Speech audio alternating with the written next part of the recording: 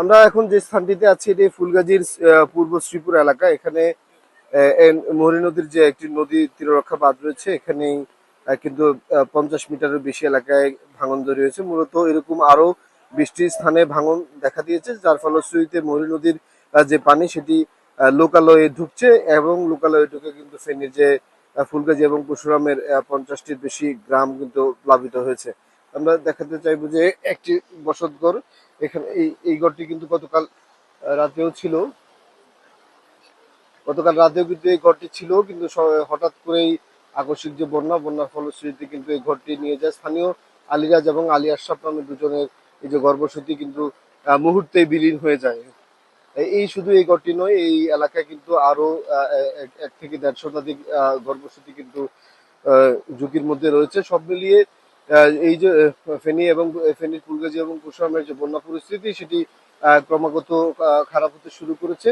ফেনী শহরের যে বন্যা পরিস্থিতি সেটি কিছুটা উত্তরণ হলেও ফেনীর ফুলগাজী এবং পরশুরামের যে বন্যা পরিস্থিতি সেটি কিন্তু উত্তরণ হয়নি এবং সেটি দিন দিন খারাপের দিকে যাচ্ছে। সব মিলিয়ে ফেনীর যে বন্যা পরিস্থিতি, পানি উন্নয়ন বোর্ড আমাদেরকে যেটি জানিয়েছেন যে মৌরি, কহু এবং সিলোনিয়া যে নদী, বাংলাদেশের একমাত্র স্মার্ট সিটি বসুন্ধরা এখন আরো নিরাপদ, আধুনিকতায় আরো এক ধাপ এগিয়ে।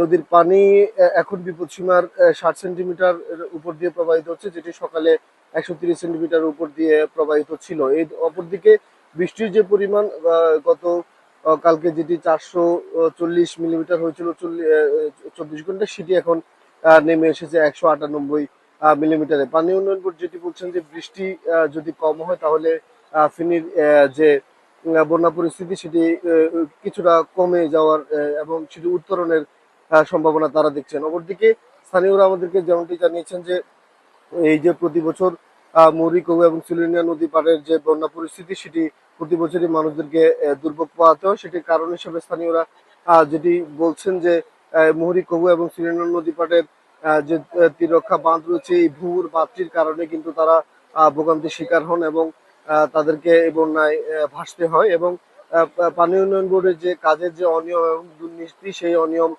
দুর্নীতির কারণে কিন্তু মানুষদেরকে এভাবে দুর্ভোগ পোহাতে হয়। ফুলগাজী এবং পরশুরামের স্থানীয়রা আমাদেরকে যেটি জানিয়েছেন যে তারা বন্যা দুর্গত হলেও গত দুদিন তারা কিন্তু কোনো ধরনের সহায়তা পাননি সরকারিভাবে এবং কোনো ধরনের আশ্রয় কিন্তু তারা পাননি। অনেকটা গত দুদিন যাবৎ কিন্তু এই যে দুর্গত এলাকার মানুষ রয়েছেন তারা কিন্তু অনেকটা খেয়ে না খেয়ে বসবাস করছেন এবং এই যে স্থানটিতে রয়েছে এবং তারা কিন্তু তাদের মধ্যে এক ধরনের অনিশ্চয়তা, দুর্ভোগ আমরা লক্ষ্য করতে পারছি।